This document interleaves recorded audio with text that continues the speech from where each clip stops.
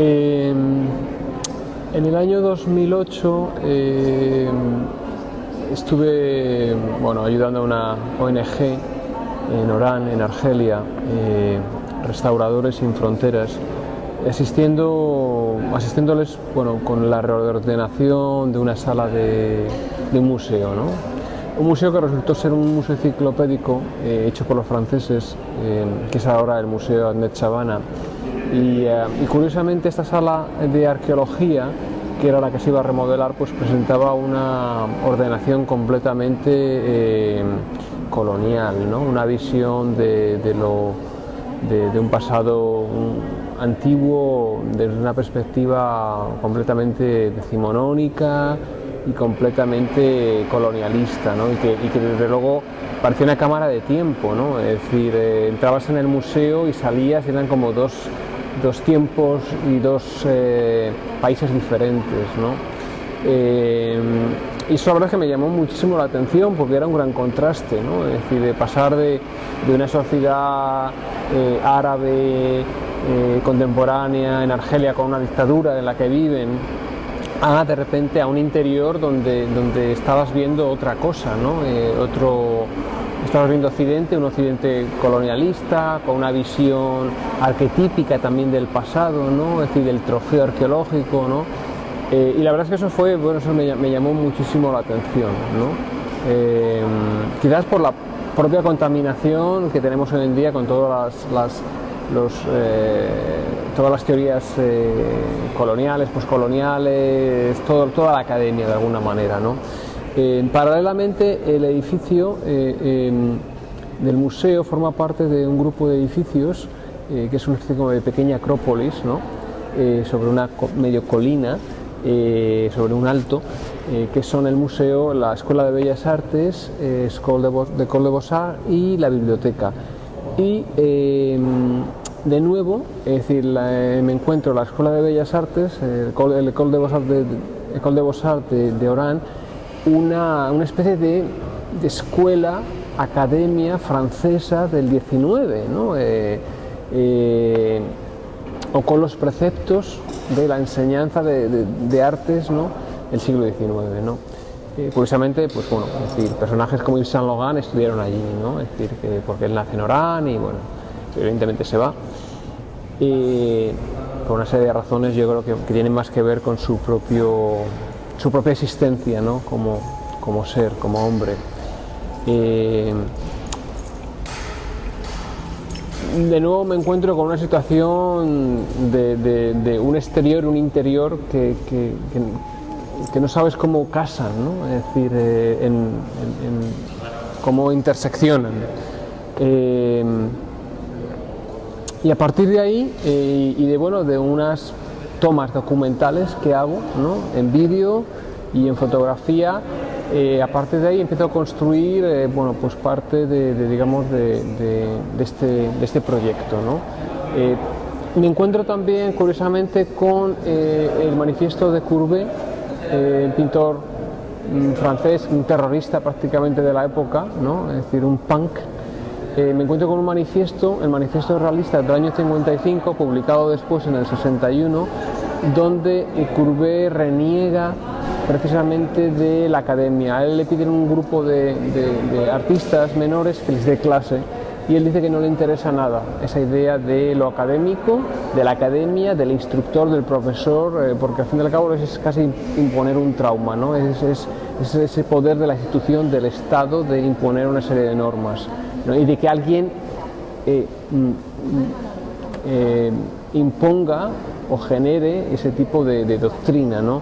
Y él plantea precisamente la idea de que él es uno más de un taller, de un lugar donde se trabaja y todo el mundo se retroalimenta del trabajo de todo el mundo y de las conversaciones, ¿no? Y a mí esto me pareció muy interesante, sobre todo porque yo como desde mi experiencia también como artista, pero sobre todo en el campo de la educación de arte, ¿no? Siempre he planteado eso, ¿no? Es decir, ¿quién soy yo para decirte lo que tienes que hacer, ¿no? Es decir, podemos trabajar juntos, ¿no? Y podemos hablar de lo que nos preocupa, pero es decir, ¿quién soy yo para decir, vamos por aquí o vamos por allá, ¿no? Y un poco el proyecto se articula en torno a esa idea, digamos, de reivindicar de alguna manera ese carácter revulsivo, contestatario de Courbet en relación a una situación que se está dando pues, en una serie de lugares, ¿no? En este caso en Orán. En el vídeo, que en este caso es una doble proyección, es un recorrido por las salas de escultura de la Escuela de Bellas Artes de Orán, donde posteriormente una chica argelina vuelca, le vomita a estas imágenes precisamente el manifiesto de Courbet en árabe, ¿no? Es decir, esto se hace a posterior, ¿no? De hecho se hace aquí, se hace en Madrid, la grabación del audio, ¿no? Precisamente decir casi como acto de volcar, ¿no? Muchas veces como cuando Tapies echa las cosas encima, ¿no? Es algo que se hace como de cosa performativa, ¿no? Echárselo encima. Hay otra parte del proyecto que aquí no está visible, que es toda la parte del museo siendo desmantelado, ¿no? Es decir, una especie como de estado del museo en ruinas, donde los pedestales que sujetaban las obras, donde los personajes que andan desmantelando generan otro tipo de acto performático y donde el objeto museable y lo no museable que hay en el museo adquieren diferentes estatus, ¿no? Y sobre todo esa idea de ver cómo se desmantela, ¿no? Es decir, el dintel, el pedestal, ¿no? Y cómo adquiere también otra significancia, ¿no? Es decir, casi como arqueología en sí mismo, ¿no? Objeto artístico por medio de este proceso de destrucción, ¿no? En relación yo creo a este proyecto en el que trabajo desde el 2008, que ya se fragua más en el 2009 y que de alguna manera vuelvo a rearticular en esta exposición. Esto no es una pieza que se hace en exclusiva para esta exposición, de hecho, es decir, pues se había expuesto en otro formato y se había publicado en algunas revistas como en Midun, un artículo de hecho muy interesante de Ara Mosdaghi, pero tanto a Valentín Roma como a mí nos pareció interesante cómo Tapies inicia su autoeducación, su conocimiento, su viaje en el arte, no desde el aprendizaje, desde una academia, desde el ir a una serie de escuelas. De hecho, él, en la época antes de la República y después de la República, frecuenta muy puntualmente algunas pequeñas academias, escuelas de arte, de pintura, y él realmente pues, ve que no le interesa nada aquello, ¿no? Es decir, es Tapies en sí mismo y por medio de sus lecturas y de sus amistades de artistas a los que va conociendo, y de ir de alguna manera buscando una serie, digamos, de revistas que le van llegando a cuentagotas, ¿no? Es decir, cómo él empieza, digamos, a generar su propio proceso de aprendizaje y de conocimiento, ¿no? Evidentemente creo que es muy interesante para él esa visita al estudio de Miró, ¿no? y lo que allí pasa, ¿no? Es decir, porque claro que se plantea es como en el aprender en el arte uno aprende más no siendo enseñado, ¿no? Pero más escuchando, ¿no? Courbet, precisamente lo que plantea el manifiesto realista de Courbet es la no enseñanza. Valentino a mí me proporcionó información del listado de artistas y cómo se había segmentado la exposición en estos diferentes grupos, y yo quizás lo que planteé planteé un formato de la pieza mucho más abierto, ¿no? De hecho esto es una reedición, digamos, de la filmación original en dos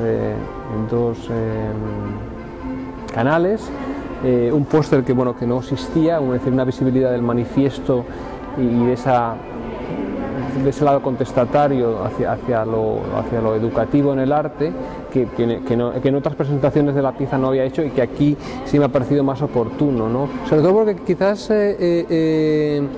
plantea también un tipo de objeto pues que no... refiero que puede funcionar muy bien dentro del contexto de esta exposición, ¿no?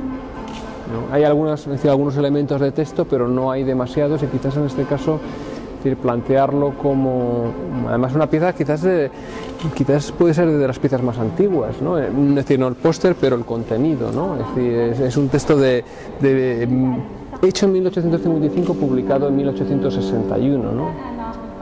Entonces es muy revelador, ¿no? Es decir, que una postura así luego te la vayas encontrando después, por ejemplo en el caso de Tapies, ¿no? Yo creo que generando una especie de ecuación así ácida, ¿no? Donde los elementos un poco se contraponen o se interpelan los unos a los otros, ¿no? Obviamente el texto es un poco lo contrario de esto, casi está criticando las imágenes, ¿no?